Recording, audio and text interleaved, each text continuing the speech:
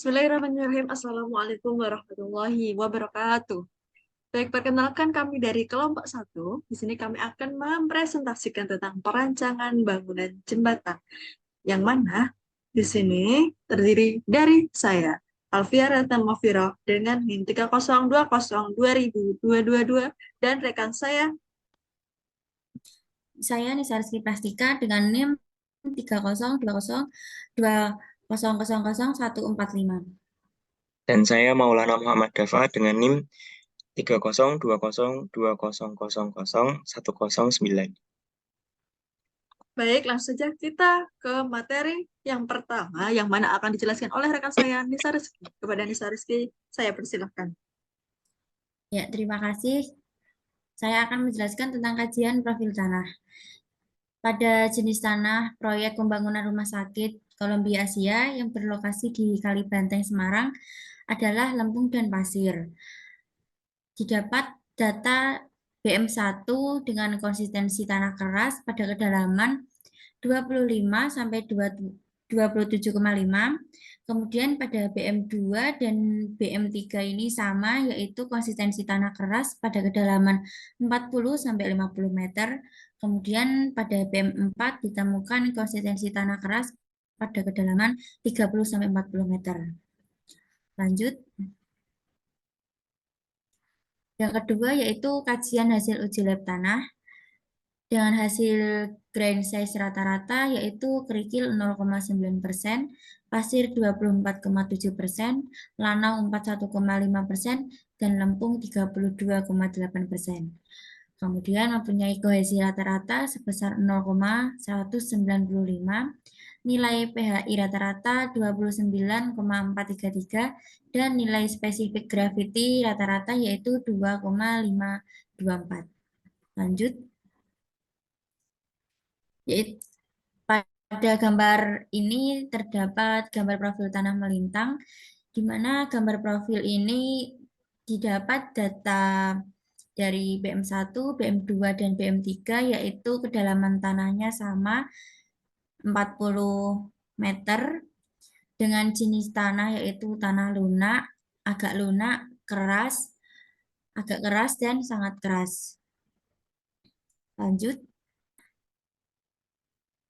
Perancangan pondasi tiang tanah kohesif, yaitu perencanaan pondasi tiang tanah kohesif yang digunakan yaitu uji trial and error dengan menggunakan metode Meyerhof.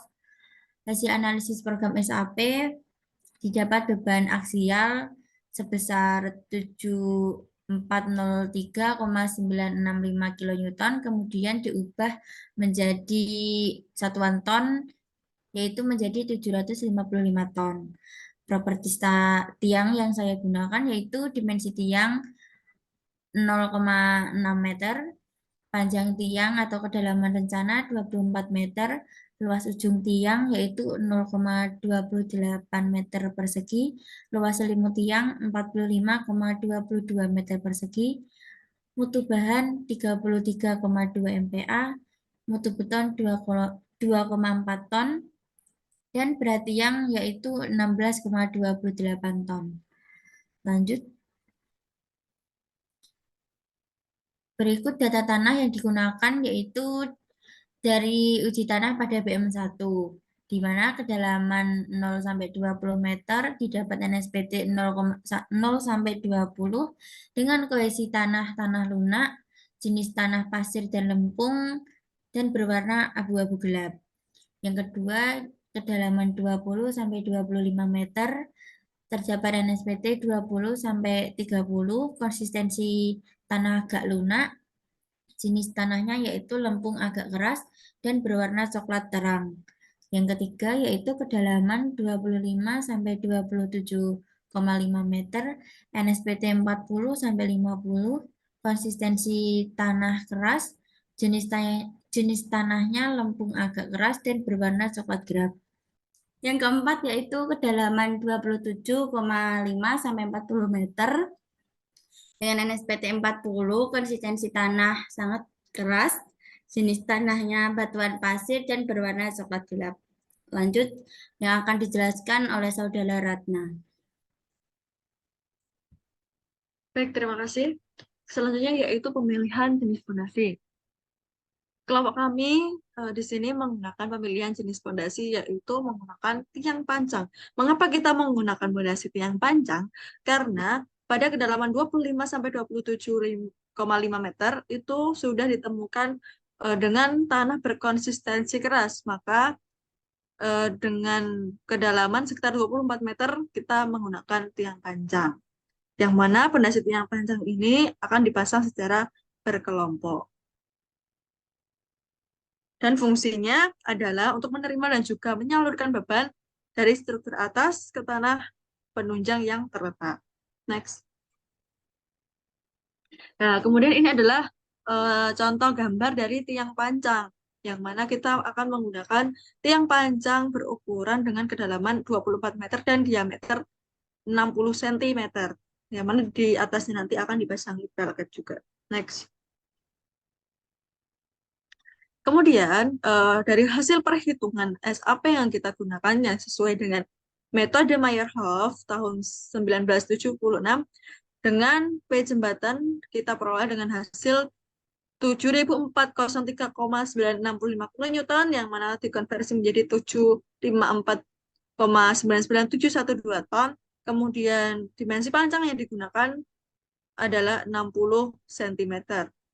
Kemudian pada tabel berikut, yang mana dengan kita gunakan diameter 60 karena merupakan diameter yang terbesar. Kenapa kita menggunakan diameter yang terbesar? Karena disitulah menimpa beban tiang maksimum, sehingga digunakan diameter yang paling besar. Next. Baik, dari properties yang di bawah ini, kita langsung saja ke perhitungan pengaruh ujung tiang, yang mana kita asumsikan bahwasanya pada bagian atas tiang itu diasumsikan menurut metode Meyerhof 1976 itu sebagai dimensi 8 dikali dimensi, yang mana kita menghasilkan elevasi sebesar 19,2 meter. Kemudian di bagian bawah panjang kita asumsikan yaitu 4 dimensi, yang mana kita menghasilkan elevasi sebesar 24,96 meter. Baik, untuk penjelasan ini, dari kedalaman dan juga data NSPT ini kita menggunakan data BM1 yang mana merupakan data dari tanah yang terburuk dari BM1 sampai BM4. Kemudian tadi sesuai hitungannya sebelumnya yang mana pada elevasi 19,2 meter itu ditemukan pada NSPT 18 dan pada kedalaman yang mencapai 20 meter. Kemudian pada elevasi 24,96 meter yang mana terletak pada ujung bawah, nah itu terletak pada NSPT 45 dan pada kedalaman yang menuju 26 meter. Dan kemudian pada elevasi 24 meter yang mana merupakan lokasi ujung panjang itu terletak pada NSPT 26 dan kedalaman tanah 24 meter. Next. Selanjutnya akan dijelaskan oleh rekan saya, Muhammad Dafa. Lalu selanjutnya adalah perhitungan pondasi. Karena tanah yang kami gunakan untuk membangun pondasi jembatan ini merupakan tanah lempung berdasarkan hasil uji NSPT, kami memutuskan untuk menggunakan metode Meyerhof tahun 1976, yang dimana untuk rumus tahanan ujung tiang atau KIP-nya, yaitu KIP sama dengan 9 dikali dengan CU dikali dengan AP, yang dimana CU sendiri adalah kohesi undrained atau kohesi tanah untuk tanah lempung, dan AP adalah luas penampang ujung tiang panjang. Untuk lokasi di ujung tiang panjang berada pada kedalaman 24 meter, sehingga pada kedalaman tersebut menurut data NSPT yang kami dapatkan berada pada NSPT 26. Lalu untuk perhitungan CU-nya sendiri, terdapat rumus NSPT dikali dengan 2/3 dikali 10, yang dihasilkan sebanyak 173,33.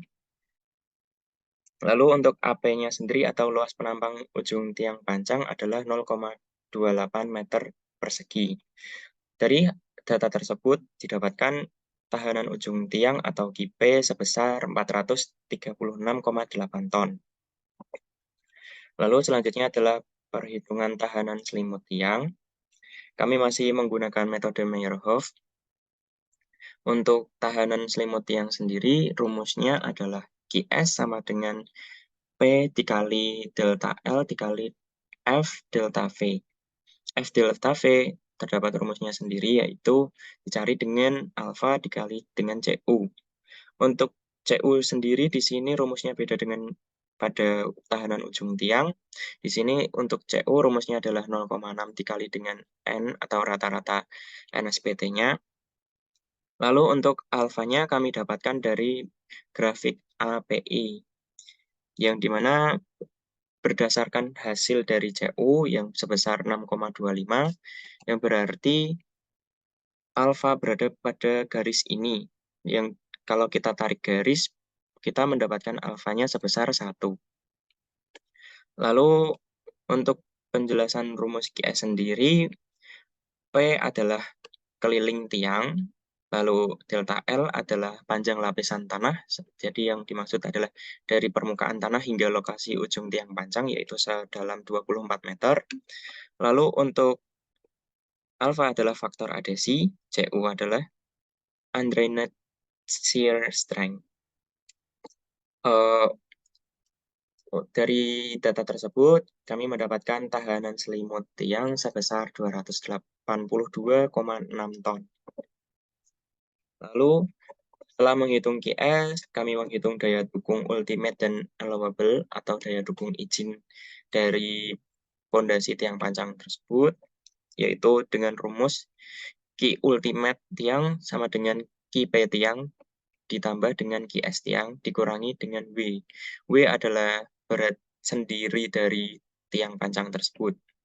Lalu QL atau Q allowable tiang adalah rumusnya adalah QU tiang per skala faktor. Skala faktor yang kami gunakan di sini adalah 2,5, yang berdasarkan kami mengasumsikan kalau jembatan yang kami buat atau desain ini akan digunakan secara permanen. Lalu untuk QU sendiri kami mendapatkan hasil 703,12 ton. Lalu untuk Q allowable pada satu tiangnya didapat dengan skala faktor 2,5 didapatkan hasil 281,25 ton. Maka beban neto yang diizinkan pada satu tiang itu adalah sama dengan QL, yaitu sebesar 281,25 ton.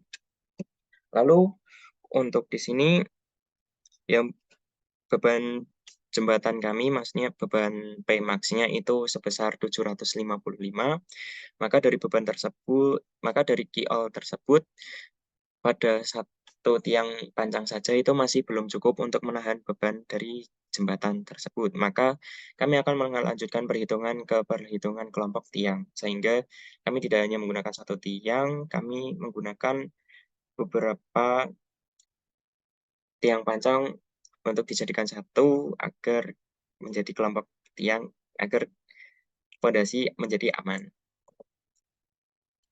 Lalu sebelum perhitungan kelompok tiang, kita harus mengecek terlebih dahulu kekuatan dari bahan tiang pancang tersebut. Apakah QL itu bisa masuk pada tiang pancang tersebut? Maksudnya tiang pancang tersebut memang memiliki kapabilitas untuk menahan QL allowable atau tidak.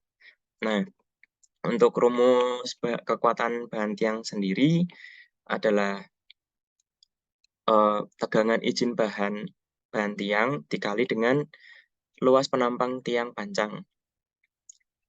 Untuk bahan yang kami gunakan di sini karena kami menggunakan tiang pancang yang berbahankan beton, maka tegangan izin yang kami gunakan adalah tegangan izin beton, yaitu sebesar 0,25 sampai 0,33 kali F aksen C. Yang dimana kami menggunakan tegangan izin betonnya adalah 0,25, lalu aksen C-nya itu mutu bahan kami menggunakan 33,2 MPa, yaitu setara dengan 400 kg per cm kubik, yang berarti 400 dikalikan dengan 0,25 yang dihasilkan 100 kg per cm kubik untuk tegangan izin betahnya. Lalu untuk luas penampang tiang pancang ada di data sebelumnya, lalu dari hasil tersebut dikalikan, kami mendapatkan P tiang atau kekuatan bahan tiang sebesar 282.600 kg, atau kalau kita konversi ke ton menjadi 282,6 ton, yang dimana kekuatan bahan tiang ini lebih besar daripada key allowable yang di perhitungan sebelumnya, yaitu sebesar 281,25 ton, yang dimana berarti tiang pancang ini memiliki kapabilitas untuk menahan beban izin yang diberikan pada tiang. Lalu dilanjutkan dengan kelompok tiang. Sebelum kami menghitung kelompok tiang, kami menghitung kebutuhan jumlah tiang yang akan digunakan untuk menopang Pmax dari jembatan. Dengan rumus NP sama dengan V per Q tiang, untuk V sendiri adalah Pmax dari jembatan, yaitu sebesar 755 ton. Lalu untuk Q tiang sendiri adalah Q allowable tiang yang tadi beban izin itu yang sebesar 281,25 ton. Dihasilkan NP sebesar 2,68444 buah yang dibulatkan menjadi 3 buah saja. Lalu setelah itu kita menghitung syarat spasi antar tiangnya, yang berarti jarak antar tiang, yang dimana terdapat syaratnya yaitu 2,5 D lebih kecil atau sama dengan syarat spasi, atau lebih kecil sama dengan 3D. Lalu kami menggunakan S-nya adalah 3D, yang artinya 3 dikali dengan dimensi tiang pancang, yaitu yang mana kami menggunakan dimensi tiang pancang kami adalah 60 cm, berarti 3 kali 60 didapatkan 1,8 meter. Lalu setelah itu dihitung efisiensi kelompok tiangnya. Karena kami sebelumnya menghitung kelompok tiangnya itu sebesar 3 itu masih belum aman, atau masih key all groupnya itu masih kecil daripada Pmax jembatan, maka kami menambahi satu lagi menjadi 4 untuk mengecek apakah dengan 4 tiang itu aman.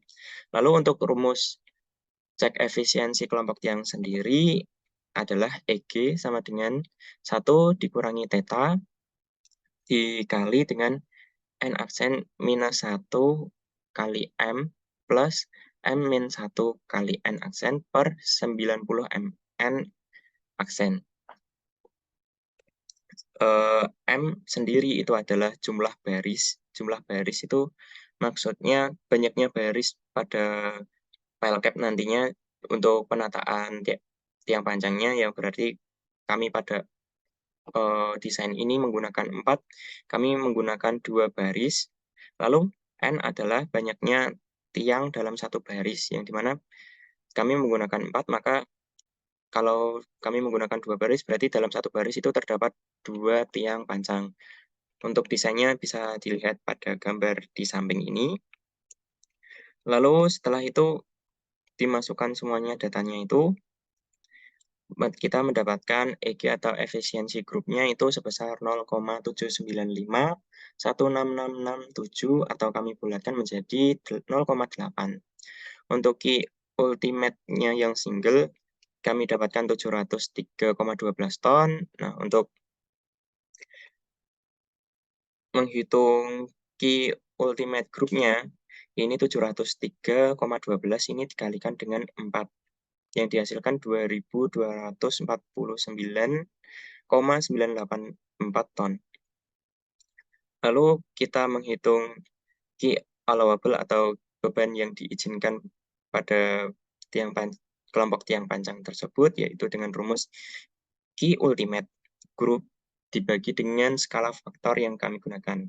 Skala faktor yang kami gunakan tadi adalah 2,5, maka 2.249,984 ini dibagi dengan 2,5 didapatkan hasil 899,9936